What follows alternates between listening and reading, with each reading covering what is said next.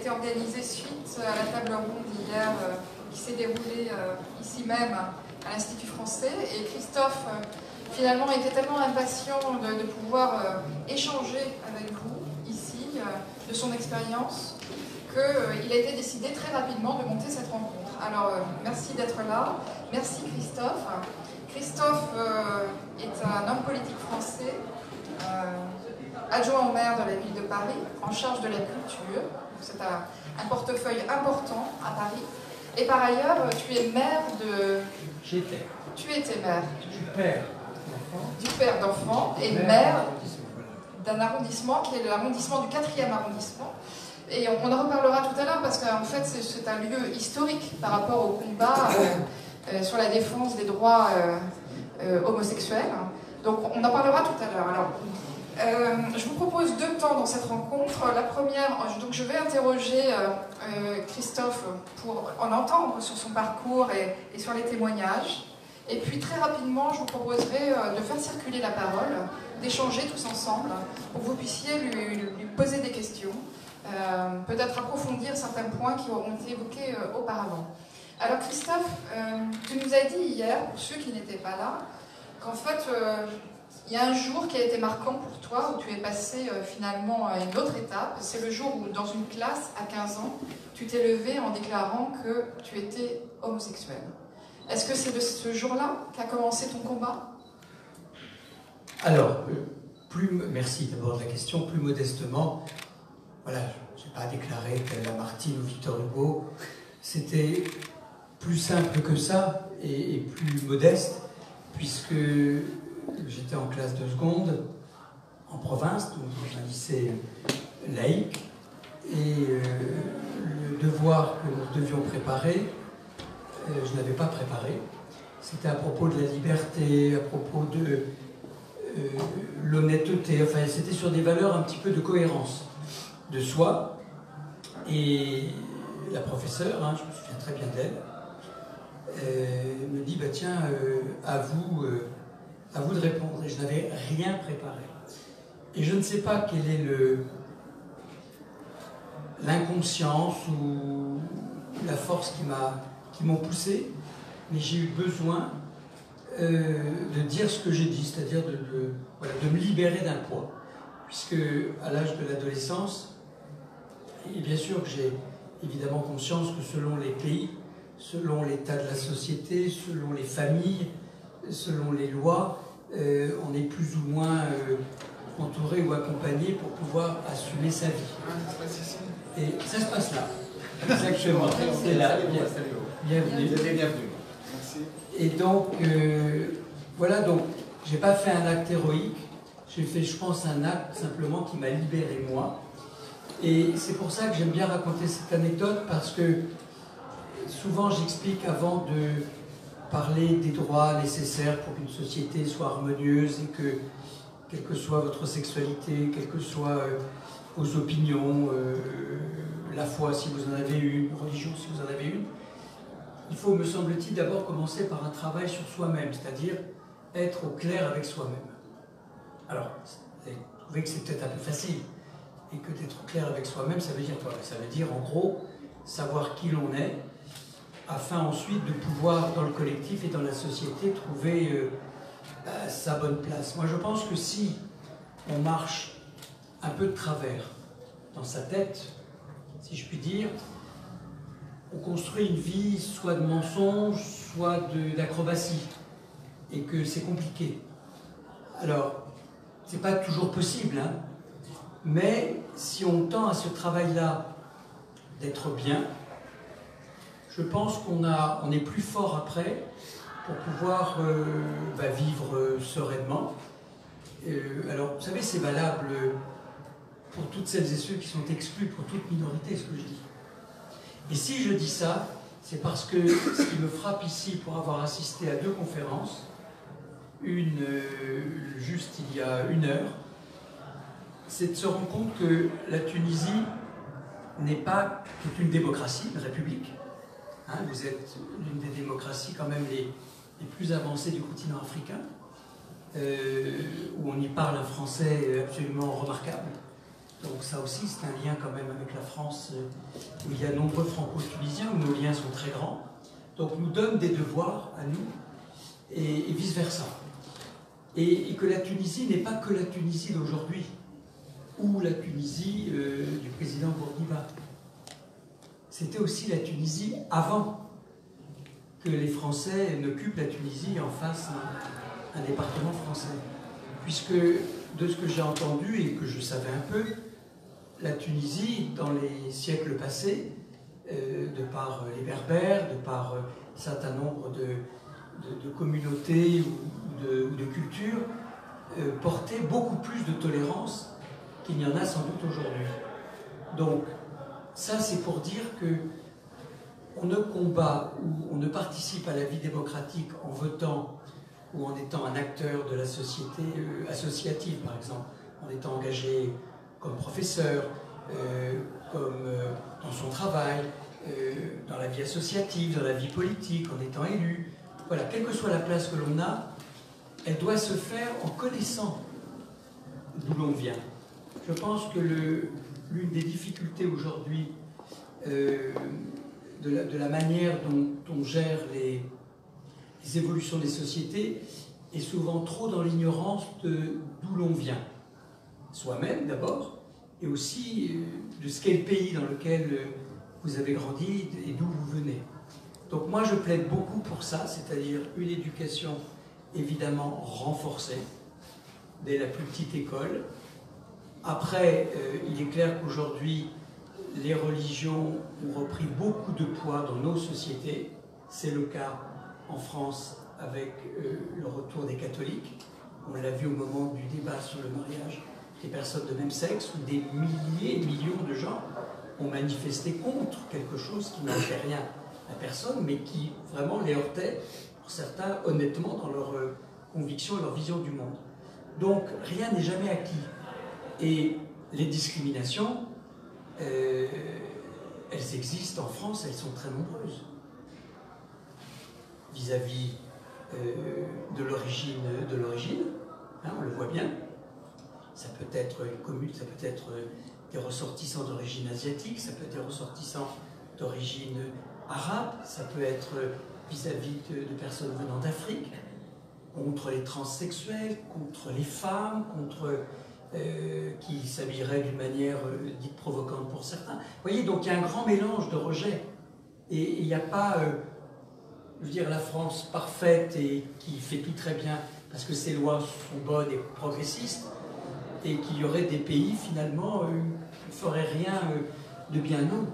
Je pense que la Tunisie, moi je porte beaucoup d'espoir à la manière dont cette jeunesse, la jeunesse de ce pays, et pas forcément que les plus jeunes d'ailleurs, croient dans des valeurs de partage, de respect, de culture, d'éducation, et que c'est vous, c'est l'association de vos talents, de vos engagements, qui feront que votre pays demeurera et sera une meilleure démocratie encore.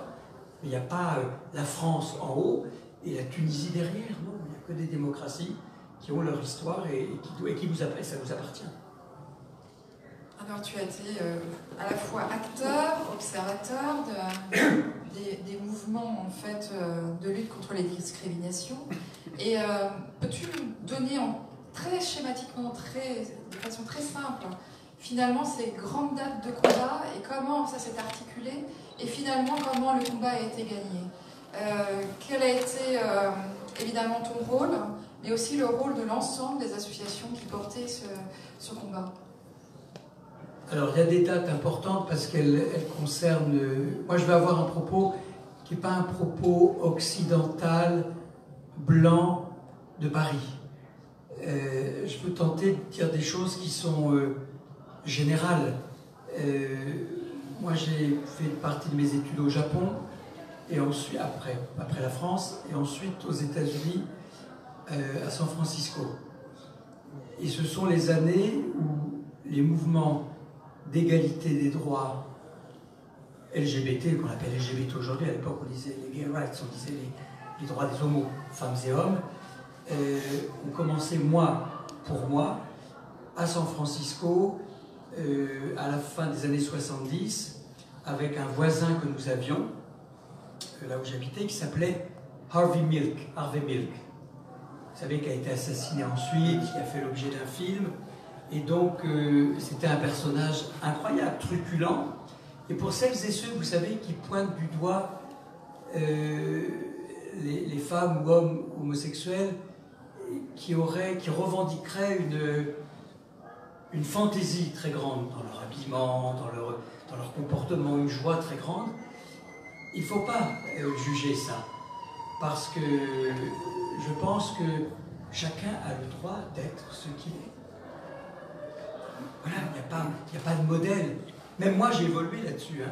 Vous savez, il y a beaucoup de misogynie parmi les hommes gays, qui souvent ont vis-à-vis des femmes, qu'elles soient hétérosexuelles ou homosexuelles, du rejet. Donc on a tous un gros travail à faire, quelle que soit notre place. Hein. Donc, San Francisco, ensuite, mouvement qui s'est inspiré des mouvements noirs américains et des mouvements féministes. Chaque mouvement qui avance s'inspire, se construit sur les mouvements antérieurs. Il n'y a pas comme ça des mouvements de champignons qui sortent. Tout ça sont des mouvements très structurés. Et puis, il y a eu cette chose incroyable qui est l'épidémie de sida. Et l'épidémie de sida a été un accélérateur, un révélateur, d'abord qu'il existait finalement oui, beaucoup de gays, alors c'était au début principalement en Occident les mâles gays, hommes, enfin les mâles c'est hommes, qui étaient, on a tellement parlé de genre que je ne sais plus ce qui est mâle et pas mâle et fait mâle, femelle, pardon. Et donc le drame qu'a été le virus du sida et les milliers de morts ont fait prendre conscience que être homosexuel était évidemment une discrimination et que le rejet avait été très grand. Moi j'ai eu un compagnon à Washington qui a été rejeté par sa famille quand ils ont découvert qu'il était malade, mais pas parce qu'il était malade, parce que ça révélait sa sexualité. Et donc ils l'ont rejeté. Et il est mort hors de chez lui. Vous voyez, donc les discriminations, elles sont très rapides. Alors, il y a le mouvement, il y a l'épidémie de sida, grand révélateur, qui fait que, en effet, des associations naissent, s'organisent dans toutes nos démocraties. Il y a un mouvement ici, il y a des associations de lutte contre le sida qui sont très très engagées en Tunisie, parce qu'en effet, voilà, les Tunisiens c'est plutôt un pays où la sexualité, pour moi, hein, de ce que je connais depuis 30-40 ans, est un pays qui aime le sexe, qui aime la sexualité, où il n'y a pas de tabou. Moi, j'ai jamais trouvé, et tout à l'heure j'étais renforcé par le sociologue qui parlait en disant oui, ne pensons pas que la Tunisie soit un pays, c'est pas l'Arabie Saoudite, c'est pas le Koweït, c'est pas tous ces pays-là. La Tunisie, c'est un pays de liberté sexuelle. C'est un pays où les gens aiment faire l'amour. Voilà. Alors, il faut vraiment sortir des clichés actuels où la religion serait venue tout d'un coup mettre un voile, une burqa sur chacune et chacun d'entre vous ou d'entre nous. Non, la Tunisie est un pays de vie, c'est un pays de jouissance. C'est un pays qui aime la fête, c'est un pays qui aime vivre, qui est créatif, rempli d'artistes, qui aime la musique, qui aime la cuisine. Enfin, vous êtes un pays de jouissance. Donc c'est ça la Tunisie. Alors ensuite, je fais vite parce que je sais que je suis trop long, puis elle va me romper. Il y a donc l'épidémie de sida qui est absolument dévastatrice. Hein. C'est des milliers de gens. Moi, seul, de mes relations et de mes amis, j'ai perdu plus de 300 personnes. C'est beaucoup pour une personne seule. Et donc, prise de conscience que une maladie pouvait en effet faire disparaître tout un groupe social, hein, que sont les homosexuels, et puis la politisation, dans le bon sens, a permis en effet de s'organiser, d'exiger des laboratoires des traitements, que la recherche, que l'État mette des moyens sur la recherche. Enfin voilà, ça a été un combat politique extrêmement virulent, bénéfique, et qui a permis ensuite de demander des droits. Voilà, on doit beaucoup à nos morts du sida pour le combat ensuite d'égalité des droits. Il y a eu ensuite le Pax, qui a mis du temps à accoucher, à exister, puisque porté pourtant par des majorités progressistes de gauche, il n'a pas pu être voté l'année prévue en 98, mais en 99. Et après cela, il y a eu un moment important que moi j'ai co-célébré qui s'appelle le mariage de Bègue. Bègue, c'est une petite ville près de Bordeaux, où le maire de l'époque, député maire de l'époque, Noël Mamère, un ancien journaliste de télévision française, a décidé de célébrer en 2004, juin 2004, à l'occasion des élections européennes, le mariage pour provoquer la société et que la désobéissance civique, c'est très important la désobéissance civique, hein. C'est pas de... Tout le monde regarde l'entrée de ce beau jeune homme, mais il faut que vous soyez attentifs quand même. Il a fait un succès. Rien ne m'échappe, vous savez. Donc, incontestablement, le mariage de Bègue était un acte de désobéissance civile, a également obligé les partis politiques, conservateurs, on connaissait leur position, mais conservateurs à gauche, comme le Parti socialiste à l'époque, d'avancer sur ce sujet. Donc, ayez bien en tête que, moi en tout cas je plaide, comme je l'ai dit tout à l'heure, la connaissance des sujets, la connaissance de l'histoire des mouvements, la connaissance de son histoire propre, la connaissance de soi-même pour être une personne en maîtrise de sa personnalité, une connaissance, une honnêteté de soi, et qu'ensuite la radicalisation est absolument nécessaire. J'appelle pas à la violence, mais j'appelle à une forme de violence morale, qui est celle de la radicalisation et de la désobéissance civique ou civile, qui souvent fait avancer les choses beaucoup plus efficacement. Voilà. Et vous voyez, j'ai pourtant maintenant 63 ans, je devrais être plutôt comme le bon vin, vous voyez, apaisé, et non. Je suis plus que jamais indigné. Et la capacité d'indignation, finalement, soit on devient un vieux con, c'est le risque de la vie, soit on y résiste et on tente de rester une jeune pousse. Voilà, en tout cas dans la vie. Alors, peut-être un point particulier, c'est en fait les textes pour le mariage pour tous ont été très largement préparés, analysés, travaillés à la mairie du 4e. Entre autres, dans d'autres lieux également, mais il y a eu quand même beaucoup de travaux qui ont été réalisés là. Finalement, c'est toi en tant que maire à cette période qui a suscité ce travail, qui a voulu en fait inscrire dans un lieu public ce travail parlementaire? Alors, il y avait d'abord un programme qui était celui du président de la République François Hollande qui a été élu, et bien évidemment les associations de longue date ont permis de mettre dans le programme du président élu le mariage qu'a ensuite porté Christiane Taubira comme garde des Sceaux avec l'éclat et la profondeur que vous connaissez. Le travail législatif a été mené, des commissions ont auditionné, et moi modestement, comme je dirais militant déjà ancien, et comme maire à ce moment-là d'un arrondissement où voilà, vivent de nombreuses femmes et hommes homosexuels, j'ai organisé en effet un débat mensuel dans la petite maison du peuple qui est la mairie du 4e pour que les pour et les contre viennent s'expliquer, viennent en découdre, viennent s'écouter. Et moi j'avais juste une formule qui était très simple pour chaque réunion. Voilà, j'accueillais, il y avait des médiateurs et des médiatrices, hein, et je leur disais, vous venez avec soit des certitudes, soit des doutes, mais écoutez-vous. Et je sais qu'en démocratie, il ne faut jamais avoir peur du débat.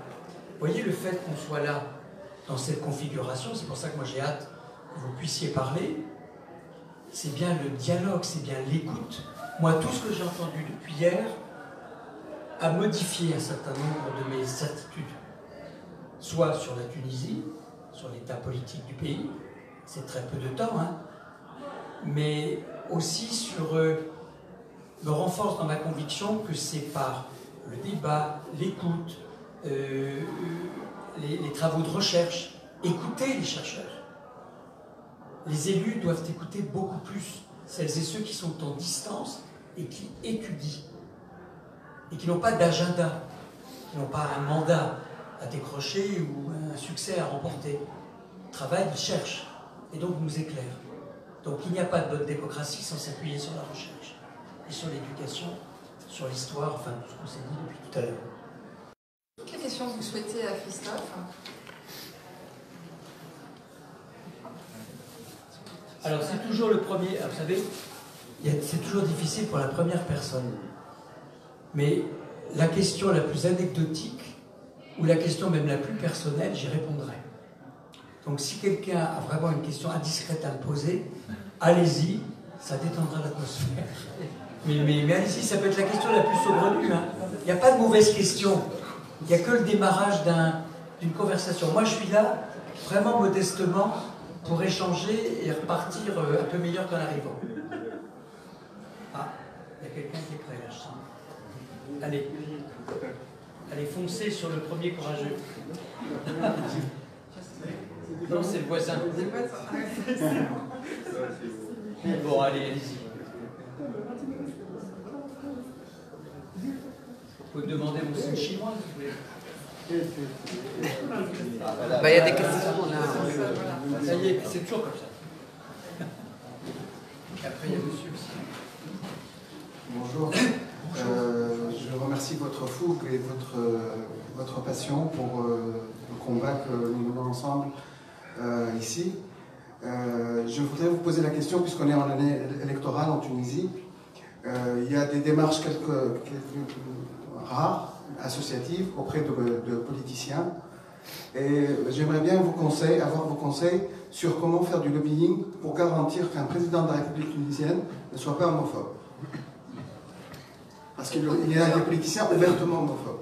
Est-ce qu'il y a d'autres questions? On va en prendre plusieurs, s'il y en a d'autres. Mais celle-là, je veux bien. Oui, encore une. Oui, mais après, Parce que je ne veux pas perdre. Bon, malheureusement, je ne suis pas tunisien, je suis allemand, mais ça fait 4 ans et demi à peu près que je suis là, entre Berlin et ici, et je suis un peu ces combats qui, voilà, est-ce que c'est le nôtre, ça je ne sais pas. Et ici, en Tunisie, il y a un grand débat aussi entre les organisations, il y a plusieurs organisations qui, comme souvent, il y a des petites guéguerres, et entre autres sur la stratégie. Il y a une organisation qui est très clairement pour la violation de l'article 230, qui fait du outing parfois, qui fait des témoignages des gens qui les mettent peut-être aussi un peu en danger, et les autres qui disent plutôt non, il faut mettre sur les libertés individuelles, sur les minorités, de faire de la solidarité entre les autres, parce que la société est différente, il ne faut surtout aussi pas leur donner l'impression qu'on fait comme à l'Occident, de faire le même combat, parce que ça peut être utilisé par d'autres. Et ça m'intéresserait votre avis là-dessus. Alors, deux questions. La première sur je vais comment... d'abord à Oui. la deuxième. À la deuxième. Pour mieux répondre à la première. Also, für die erste Frage, pour la première question, pour la deuxième question, d'abord, vous voyez, ici on est dans un lieu,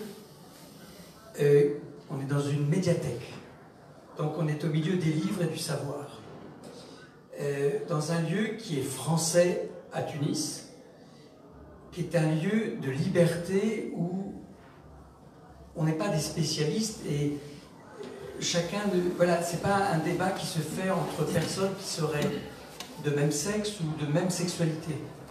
Pour moi, par définition, je n'ai aucune idée de la sexualité des uns et des autres, et toute question, tout sujet est un sujet universel et transversal. La question de l'homosexualité est un sujet qui concerne l'hétérosexualité. Vous allez voir pourquoi je dis ça. Et après, oui, les associations, chacune, d'abord, moi je salue toujours l'engagement et le courage de celles et ceux qui sont engagés dans la vie associative, parce que souvent, on n'est pas très nombreux au début, et les combats sont très difficiles à mener. Donc, d'abord, respect à celles et ceux qui engagent le combat pour l'égalité des droits, pour la prévention contre le sida, des violences faites aux femmes, la lutte contre les discriminations aux prostituées, la discrimination sur les personnes transgenres, etc. L'étude tout à l'heure était passionnante. Donc, c'est un sujet qui est traité ici, à l'Institut français, comme ça pourrait être autre chose. En tout cas, ce n'est pas une spécialité. On n'est pas dans un programme de spécialisation, de spécialité. Et alors, vous parliez de celles et ceux qui mettent en danger. Je crois qu'on met plus en danger les gens quand, par lâcheté, on dénonce une personne homosexuelle plutôt que quand on va dénoncer la personne homosexuelle, je dirais collabo, celle qui a collaboré finalement avec l'ennemi de la liberté. Donc moi j'ai plutôt, voilà, bien sûr que de livrer quelqu'un en pâture, je veux dire, en révélant son homosexualité, mais si c'est quelqu'un, je veux dire, qui provoque des dégâts considérables auprès des personnes comme elle, en étant homophobe, il y a des homos homophobes, hein. Ça existe évidemment. Il y a des juifs antisémites. Voilà, comme j'imagine, il y a dans toutes les catégories. Donc les gens qui sont mal avec eux-mêmes, c'est vrai que c'est des gens qui sont très mal avec eux-mêmes, font beaucoup de dégâts. Donc moi je crois qu'il faut renforcer le soutien des pouvoirs publics à celles et ceux qui animent la société, qui animent la démocratie, par la vie associative, par leur courage. Après, chacun voilà, a ses méthodes. Hein. Moi je suis passé un peu par ACT UP, et je venais plutôt de moins radical, hein, comme les associations Aide ou Arcatsina à l'époque, où en effet on était plus dans le dialogue, mais il m'est arrivé de dire à ma manière, je veux dire, qu'un homme ou une femme politique était allé manifester contre le Pax avec des gens ostensiblement homophobes. Oui, je finissais par glisser que je m'interrogeais sur le célibat de cette personne. Je l'ai fait. Alors, vous pourriez me dire, ben oui, vous avez outé quelqu'un. Bien sûr qu'on met en danger. Mais on met en danger quelqu'un qui met encore plus en danger les autres. Et c'est pour qu'il s'arrête. Sur le... Alors, comment fait-on pour élire, d'abord, pour savoir si celles et ceux pour lesquels on va voter sont réellement pas homophobes, pas racistes, question compliquée. Bah, je pense que c'est en nourrissant le programme des candidats et en leur posant des questions, et je pense qu'il n'y a rien de mieux que les associations, et là vous en avez vraiment des très très articulés, hein, je les ai rencontrés, et bien que ces associations, en votre nom si vous leur demandez, ou même vous comme citoyen, écrivez. Alors le conseil que je vous donne, c'est peut-être n'écrivez pas que sur un sujet, n'écrivez pas que sur le sujet de l'homophobie, reliez-le au sujet d'exclusion. Voilà. Peut-être le conseil, si je puis me permettre, je n'ai pas beaucoup donné des conseils, mais le conseil que je pourrais donner dans une campagne électorale où quand même il y a un combat mené pour s'assurer que l'article 230 définitivement ne sera pas inscrit et qu'après l'élection ne sera pas réintroduit par des amendements ou toutes sortes d'astuces législatives qui peuvent exister dans une démocratie, je crois qu'il faut poser des questions carrément, mais il n'y a rien de mieux que les associations pour le faire. Les avocats, les juristes, en s'appuyant sur aussi les chercheurs et les spécialistes, et le mouvement associatif. Et je pense que c'est une très bonne question qui est posée, et si vous la posez, c'est parce qu'en effet, elle devrait d'ailleurs se poser pour chaque président, chaque élection présidentielle aujourd'hui, dans toutes les démocraties. C'est une question, je trouve, qu'on devrait presque inscrire à l'ONU. Non, mais c'est une bonne question, parce qu'elle paraît en soi... elle pourrait sembler singulière, ou... elle n'est pas anecdotique, mais elle pourrait sembler singulière ou utopique, mais je crois que c'est une très bonne question. Hein, on s'assure bien qu'un candidat n'est pas raciste. Alors vous voyez ce que le Brésil a pu faire. Le Brésil a élu un président homophobe, raciste, misogyne. Il a tout dans sa panoplie. Donc on n'est pas à l'abri. Moi je trouve que c'est une question qu'il faut imaginer comment cette question peut être inscrite à chaque élection. C'est une très bonne idée, chers camarades. Pour compléter la question, le rôle des médias, en fait, notamment dans les campagnes électorales, finalement, quelle est aussi l'intervention associative de la parole pour les discriminations qui peut s'exercer auprès des médias? Comment ça s'est passé aussi en France? Comment les acteurs ont été présents auprès des médias? Évidemment, on est à la merci de la bonne volonté, évidemment, de l'indépendance des radios, des journaux. Alors, il y a aujourd'hui un outil, évidemment, qui existe, qui est incontrôlable. C'est pour ça que l'évolution, je vais répondre à la question précisément, c'est pour ça que l'évolution de la société tunisienne et de toutes les démocraties est irréversible parce que personne n'empêchera qui que ce soit, sauf quand évidemment les réseaux sociaux sont verrouillés, bloqués, comme dans un certain nombre de pays. Mais personne ne peut empêcher qui que ce soit aujourd'hui de s'exprimer sur les réseaux sociaux, avec évidemment les prises de risque. Mais personne ne peut empêcher ça. La presse, elle est très inégale, hein, selon les lobbies, selon la couleur politique du pays, selon les propriétaires, qui sont les actionnaires des médias. Nous, vous voyez par exemple un combat sur le dérèglement climatique et la lutte contre la pollution et l'automobile à Paris, par exemple, pour vous donner un exemple de la place des médias. Eh bien, pourquoi le combat a été extrêmement violent? Parce que les principaux médias, journaux, appartiennent en même temps à des groupes qui sont propriétaires de l'industrie automobile. Donc là, la maire de Paris touchait, nous touchions ensemble, à quelque chose. Alors après, c'est par la pression des réseaux sociaux, par le déchaînement accepter de témoigner, accepter de... Mais surtout, vraiment, moi je le redis là aujourd'hui, reliez bien le combat dont on parle pendant cette semaine aux autres combats. Il n'y a pas des combats isolés. Ça ne serait pas un combat à la mode en ce moment. Et vous voyez qu'il ferait l'objet de plus de reportages, d'enquêtes, de documentaires. Non. L'épidémie de sida a créé une esthétique absolument incroyable, on le voit dans le cinéma actuellement, et dans le théâtre, la musique, et même dans le monde des plasticiens.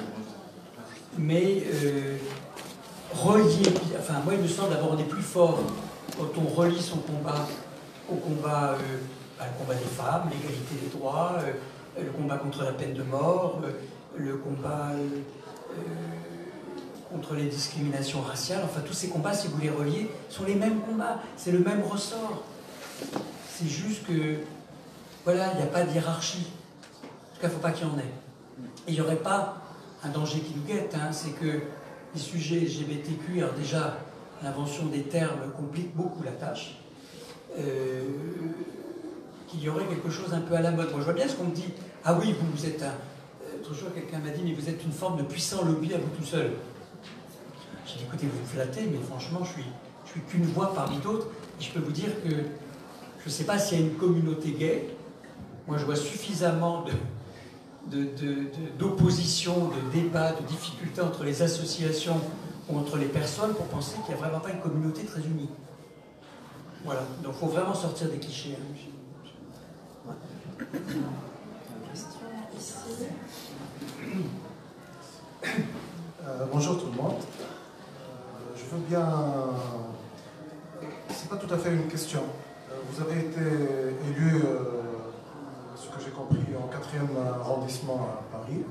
Donc sûrement vous avez affronté un rival du Front National, peut-être probablement. C'est-à-dire normalement, toujours le dernier tour, normalement, sera bipolaire, chose comme ça. Si on compare le schéma français, par exemple, au schéma tunisien, il y a beaucoup plus de complications dans le schéma tunisien. Par exemple, en 2014, il y avait deux tendances, deux grandes tendances. La tendance, disons, progressiste avec M. Béji Sebsi. On a pensé qu'il va faire tout pour les libertés, qu'il va, même les libertés personnelles, qu'il va faire de la Tunisie un véritable paradis. Mais voilà, il s'est montré homophobe. Bon, même il y a beaucoup de promesses qui n'ont pas été tenues. Bon, ça c'est le passé. Mais pour le présent, on s'attend à quel mensonge on va écouter pour affronter Nahda. On s'attend. D'accord avec vous. Donc on s'attend à quelle histoire ils vont nous inventer pour acharner les gens avec eux, pour affronter Nahda. Nous sommes d'accord que Nahda c'est un parti obscurantiste et complètement qui est tourné vers l'arrière. Il n'est pas tourné vers l'avant, il n'a jamais été progressiste ou quelque chose comme ça. Mais le problème, on ne veut pas, en tant que citoyen, avant d'être de la communauté LGBT, on ne veut pas en tant que citoyen être mené dans un acharnement assez bête pour des agendas bien déterminés. Et juste ensuite, lorsqu'ils arriveront au pouvoir, ils vont se renverser sur les attentes des électeurs qui leur ont mené jusqu'au bout. Voilà. Merci. Alors, c'est pas une question simple, hein, puis je me sens très, très démuni ou plutôt modeste, mais je pense que la réponse vous appartient, c'est-à-dire que, voilà, regarder de près, ça rejoint l'idée... Je veux, d'après votre expérience... Alors, d'après mon expérience, c'est, même quand on est minoritaire, ne jamais dévier ni de ses convictions, ni de sa ligne.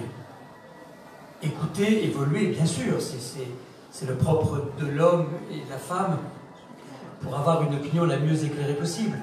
Mais quand vous vous engagez sur un certain nombre de sujets dans une campagne, il vaut mieux perdre le combat électoral la tête haute que de gagner dans des compromissions.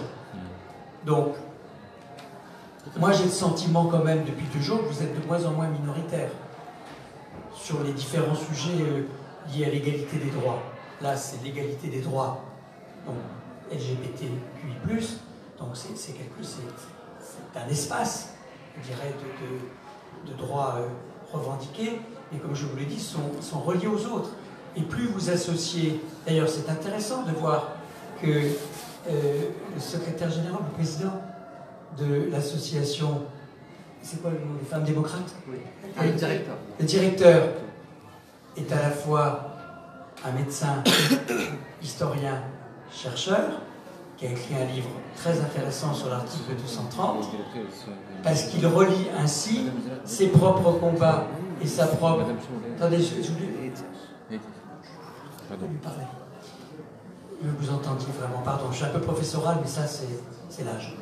Et donc, c'est intéressant de voir qu'il relie, lui, son combat, en effet, à celui des femmes, parce que c'est ainsi que la société progresse et qu'en effet, une élection peut être gagnée, que le meilleur ou la meilleure candidate, et il faut soutenir les femmes candidates, hein, elles sont souvent bien meilleures que les hommes, vraiment.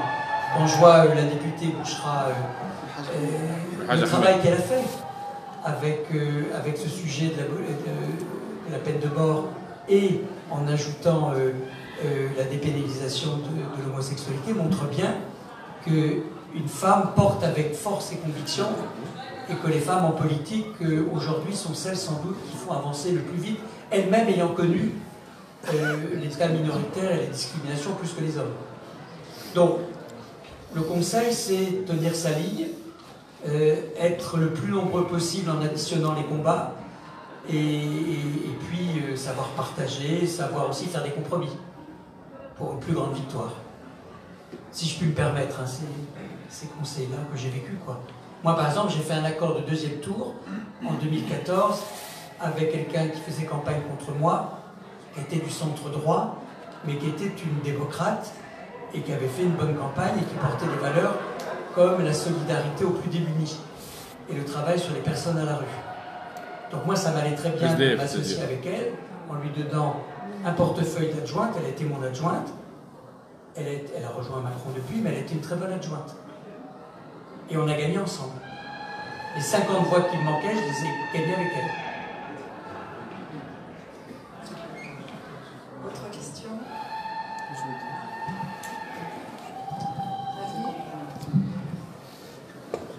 Une petite question et une invitation à partager votre expérience par la suite. La question, c'est votre avis par rapport aux passerelles qui puissent exister entre la société civile et le monde politique. Parce que c'est vrai que ici, les avis divergent.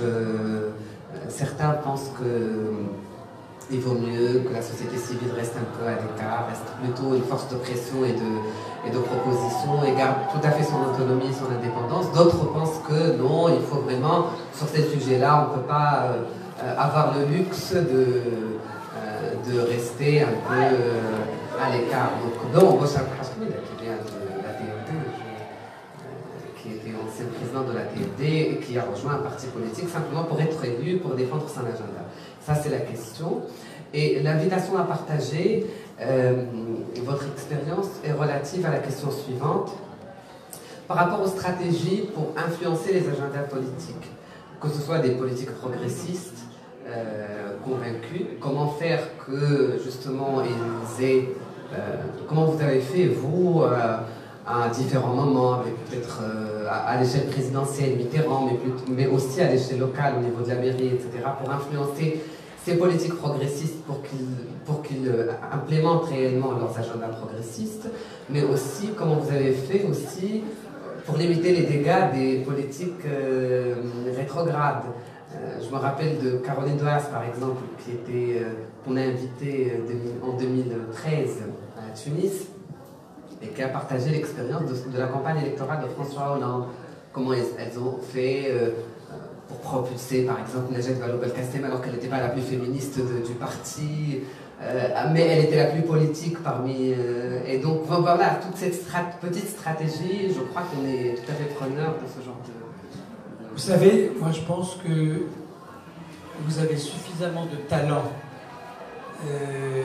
et de spontanéité pour ne pas trop écouter les recettes de celles et ceux qui ont déjà réussi des campagnes. Moi je crois beaucoup en la spontanéité et la construction de ses propres parcours. D'abord parce que rien n'est transposable et qu'ensuite, comme je l'ai dit tout à l'heure, tout est affaire de conviction. Bon. Moi je n'oppose pas d'abord la société civile à la société, une autre société. Je ne vois pas ce que ce serait une autre société que la société civile à part les militaires ou les religieux. Donc les religieux, les militaires, oui, c'est quelque chose de très précis, mais le reste, tout le monde est de la société civile. Alors, il y a une chose sur laquelle, en tout cas, je plaide pour me l'appliquer à moi-même, et ce qu'a fait Bertrand Ladoé comme maire de Paris, c'est le non-cumul des mandats dans l'espace et dans le temps. C'est-à-dire exercer 2 mandats, c'est idéal. Parce qu'après, vous devenez une sorte de spécialiste, de notable. Vous devenez un professionnel de la politique. Et ça, c'est ce qu'il y a de pire, parce que c'est le contraire de la démocratie. Chacune et chacun ici est tout à fait légitime à pouvoir avoir envie de se présenter à une élection et d'être élu. C'est l'affaire, il n'y a pas des spécialistes de la politique qui pourraient prétendre à un mandat et les autres seraient des sous-citoyens. Enfin, ça n'existe pas.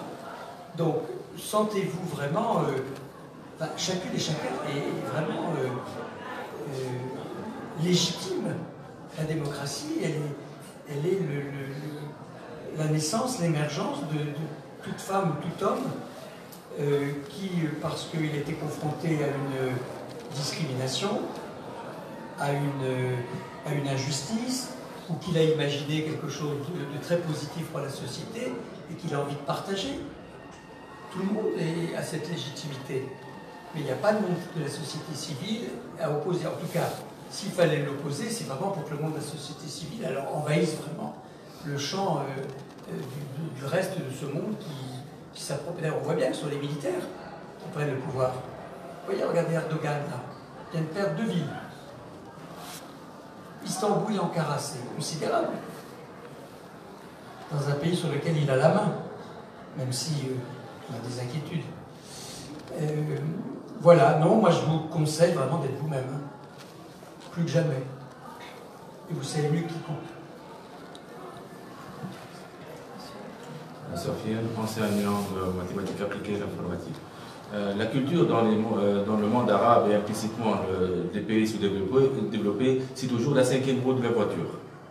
Est-ce que vous pouvez vous donner vos approches, vos solutions et le plus que vous pouvez l'apporter pour améliorer la situation? Vous parlez de culture, hein. Culture, donc on a changé de sujet. C'est l'adjoint à la culture qui était interrogé. C'est bien.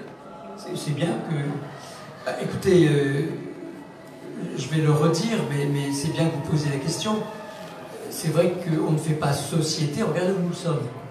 Dans une médiathèque, au milieu des livres. C'est-à-dire le génie des femmes et des hommes.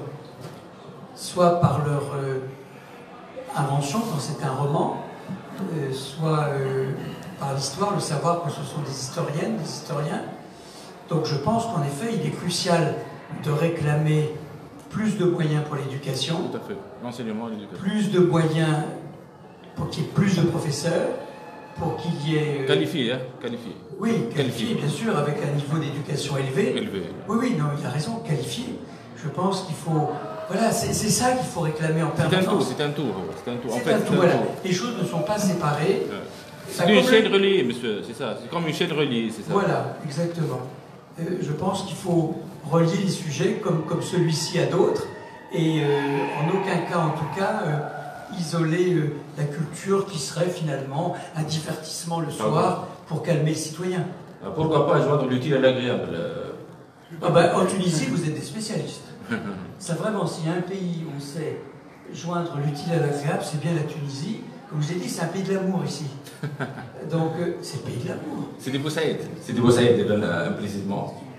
Sidi Bou Saïd, Hammamet, Nabeul, Monastir, Tozeur, oui, enfin moi, Nefta, beaucoup d'endroits de plaisir ici. La douceur des campagnes, la beauté des plages. Aslama, donc je parle pas très bien français, donc je fais un effort pour... Parlez bien, franchement. Donc on a changé le sujet. Donc on est vraiment un pays de frustration et de manque de liberté. Ici, je suis un acteur.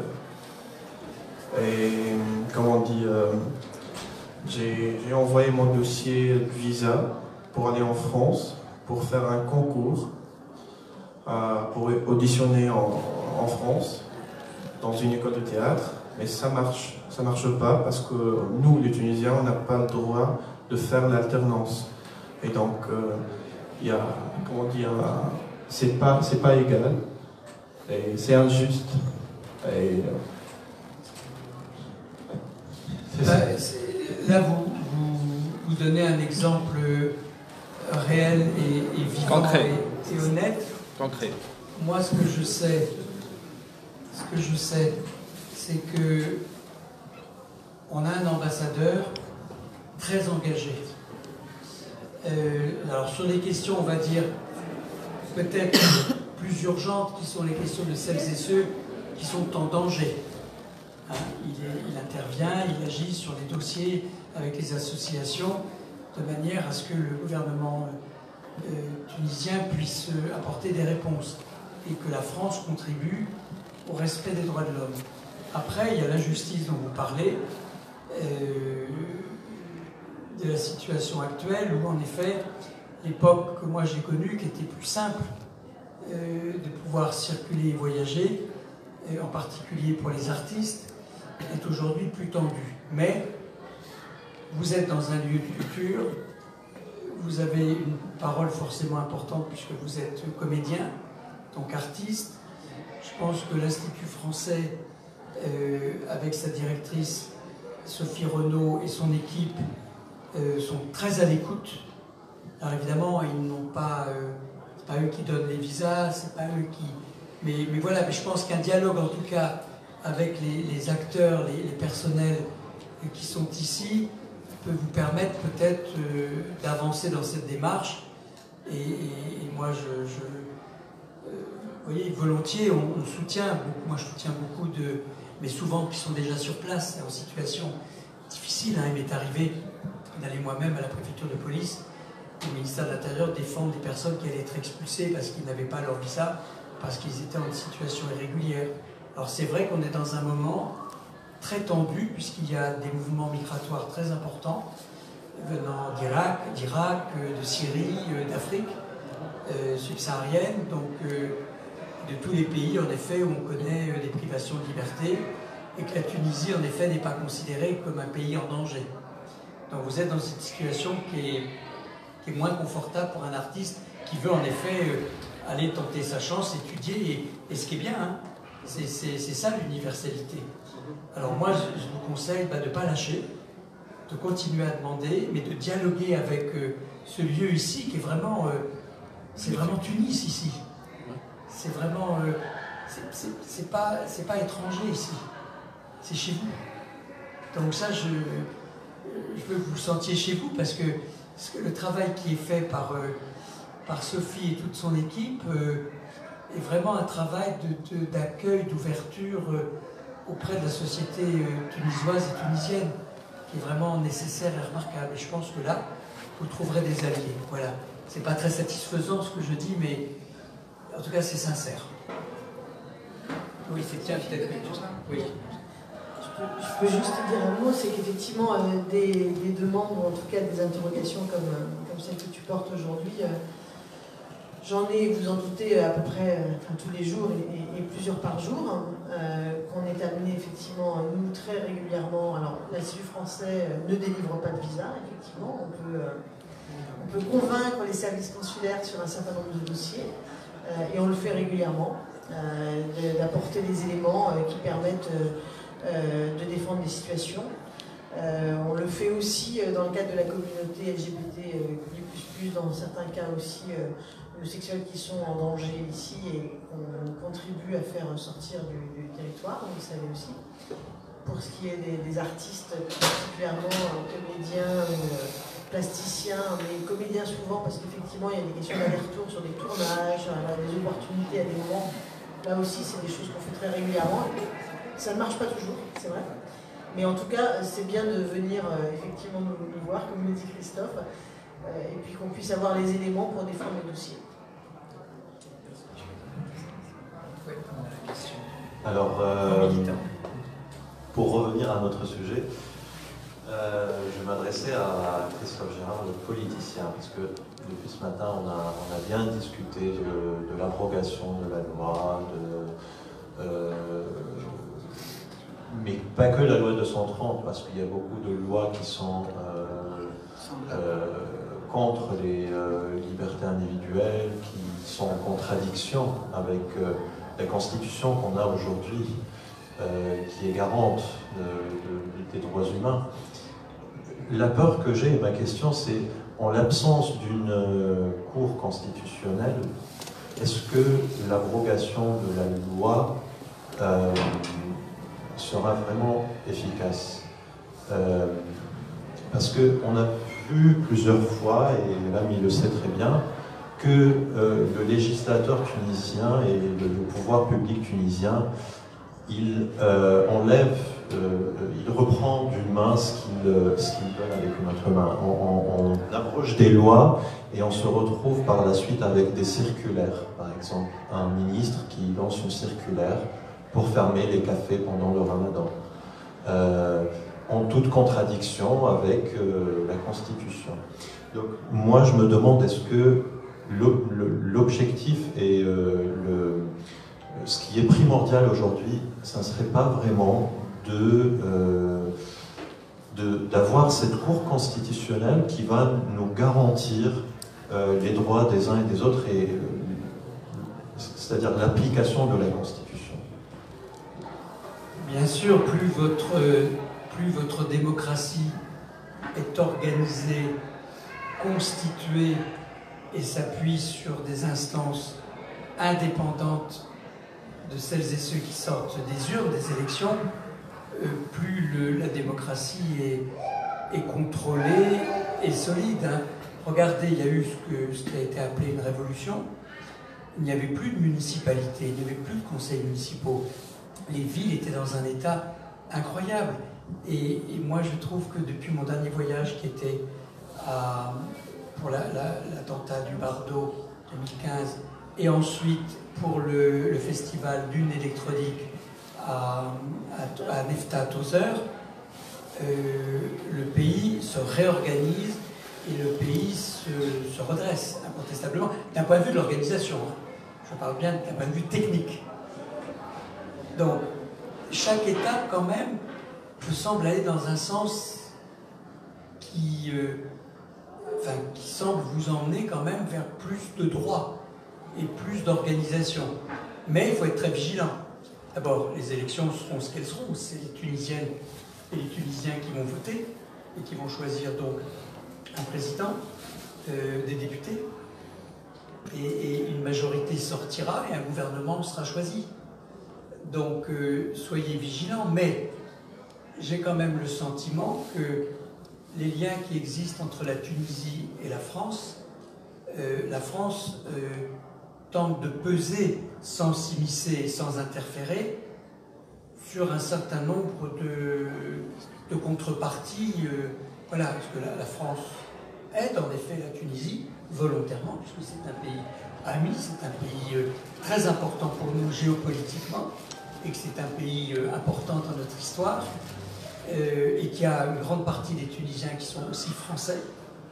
Donc nos liens sont des liens familiaux de sang aujourd'hui, hein, complets. Consanguins. Voilà, quand ils ne sont pas des liens même, je dirais, d'amour, hein, de par les mariages ou les belles histoires qui existent entre Tunisiennes, Tunisiens et Français. Donc ça ne peut pas s'effacer. Ça ne peut pas être comme ça gommé ou raturé d'un trait de plume. Maintenant, ça fait partie des combats qu'il faut que vous meniez. Et je pense que quand même, un sujet comme le fameux article que j'ai découvert, 230, et les autres, 216 et autres, sur attentat à la pudeur, trouble à l'ordre public, etc. On a eu un nous-mêmes, il n'y a pas si longtemps, vous savez, il n'y a pas si longtemps en France. Donc, comme on a 2 heures d'avion entre nous, on va dire qu'il y a peut-être il y a peut-être 20 ans d'écart, peut-être nécessaire, donc on se rapproche peut-être enfin des bonnes nouvelles, mais j'ai plutôt confiance, pour être très honnête en vous les Tunisiens. Optimiste plutôt, monsieur Ira. Pardon ? Optimiste plutôt. Oui, optimiste et confiant. Je trouve qu'il y a un tel degré de maturité, de sérieux. Regardez les questions, c'était pas prévu ce débat. C'est sérieux ce qui se dit ici. Et tout ça démultiplié. Le débat d'hier soir était sérieux. Les questions de la salle étaient sérieuses. Tout à l'heure, le travail remarquable d'épidémiologistes, sociologues, sur des sujets très pointus en plus. Mais c'était un travail des plus grandes universités, au centre de recherche américains, français ou autres. Voilà, donc vous avez quand même un niveau de savoir, d'éducation extrêmement élevé en Tunisie. Et tous ces gens-là s'expriment, parlent, peuvent agir. Et vous le faites, hein. Moi, je n'ai cessé de voir des militantes et des militants, franchement, depuis hier. Après, chacun, voilà, dans une époque de rapidité, hein, une époque aussi de superficialité. Mais cette superficialité, j'ai le sentiment qu'elle réexige quand même plus de profondeur. Je trouve qu'on n'a jamais autant écouté des gens sérieux. Vous voyez, je vais vous donner un exemple. Il y a eu cet incendie à Notre-Dame, donc des fenêtres de mon bureau, j'ai assisté en direct à cet incendie. Et vous avez vu le monde entier, presque, alors vous allez comprendre ce que je veux dire, c'est comme si cette catastrophe d'un bâtiment mondial, du patrimoine mondial, était venue répondre à un besoin d'union autour de quelque chose. Parce que ce qui en est sorti, c'est qu'on n'a jamais vu autant d'argent être donné par les plus modestes aux plus riches, et on n'a jamais autant parlé de Victor Hugo, de Chateaubriand, de films, de peintures, autour d'un bâtiment. Comme si, tout d'un coup, on remettait le niveau un peu plus haut. On s'était mis à réfléchir en se disant, mais attendez, on est quand même, nos prédécesseurs, nos ancêtres, ont construit des choses, et c'est pas religieux, ça. C'est un bâtiment religieux, mais c'est pas un sujet religieux, Notre-Dame. C'est un sujet de patrimoine mondial. Comme si tout d'un coup, tout le monde se dit, mais est-ce qu'on est suffisamment prudent? Est-ce qu'on connaît, ça rejoint ce que j'ai dit au début tout à l'heure, sur la connaissance de l'histoire de son pays et de sa démocratie, ou de son absence de démocratie. Est-ce que finalement on connaît assez bien l'histoire de nos bâtiments? Est-ce qu'on s'en occupe assez bien? Est-ce que nos élus sont attentifs? Est-ce qu'on s'occupe suffisamment de nos écoles? Est-ce que... les universités aussi. Est-ce qu'on met... Les universités, vous avez raison de préciser. Est-ce que voilà, on porte soin à tout suffisamment? Et je trouve que, vous voyez, de quelque chose... Alors, il faut en plus le relativiser. Il n'y a pas eu de mort, il n'y a pas de blessés, il y a un pompier légèrement blessé. Et tout l'argent de la terre a été trouvé pour reconstruire. Donc, ça va. C'est pas les tours du 11 septembre, c'est pas ce qui s'est passé à Alep, en Irak ou en Syrie, des destructions volontaires, haineuses de temples extraordinaires. Ce ne sont pas des attentats où on tue des gens. faut quand même retrouver la raison quand il y a un événement. Mais vous avez vu l'époque. L'époque signifie qu'on a besoin de nouveaux dieux, espèce de dieux comme ça, la puissance médiatique. Hein, c'est un peu divin ce phénomène. Voilà, notre rencontre va toucher à sa fin. Quel dommage. Eh oui, quel dommage. Mais les bonnes choses ont toujours une fin, oui, cher Christophe. Alors peut-être juste pour qu'on parte avec des petites, voilà, un petit présent, si tu devais nous formuler trois mots, en fait, pour résumer, pour encourager les combats, qu'est-ce que tu retiendrais, en fait, dans ton parcours? De ce que j'ai ressenti, en tout cas, en revenant ça doit être mon 30e ou 40e voyage dans ce pays, c'est que vraiment, soyez tunisiens parce que vous êtes africains et vous êtes européens. Vous avez cette chance-là d'être beaucoup plus que beaucoup de pays dits européens réels. Moi, j'enseigne dans les Balkans en ce moment, qui sont comme ici, continent de valeurs. Donc, ressemblez-vous plus, soyez plus vous-même, inspirez-vous plus de ce que vous êtes. Et croyez-moi, on a beaucoup plus nous à apprendre aujourd'hui de vous, sans doute, que vous de nous. Donc, vraiment, lâchez-vous, quoi. Soyez, vous voyez, slash. Des yo-yo, monsieur Christophe. Oui, c'est ça. Des yo-yo, on appelle ça. Ils sont impatients de commencer. C'est beau, non? C'est le spectacle qui commence. Moi, je voudrais apprendre à ululer. On dit ululer? Faire des... C'est la chouette. Ah oui, faire des... regardez ce que je pense. C'est ça mon porte-bonheur, moi c'est une chouette. Alors, ouais, il y a deux choses que tu portes. Il y a la chouette et puis il y a les le t-shirt. Non, pas les tatouages, le t-shirt. Voilà. C'était pour vous que je l'avais donc, mis. En conclusion, on retiendra, donc lâchez. C'est pas trop loin. Si vous arrivez à voir de là. Mais il faut dire à la petite fille que le mot gay c'est un bon mot parce que c'est le mot de la joie. Okay. Voilà. Puis elle m'a l'air déjà très dégourdie, une citoyenne qui est déjà à trottinette. C'est une citoyenne engagée, c'est une vraie Parisienne. Voilà, donc ce sera le mot de la fin. Lâchez-vous. Lâchez-vous. Mais oui, soyez, voilà, allez-y, merci, franchement. Merci. Faites l'amour.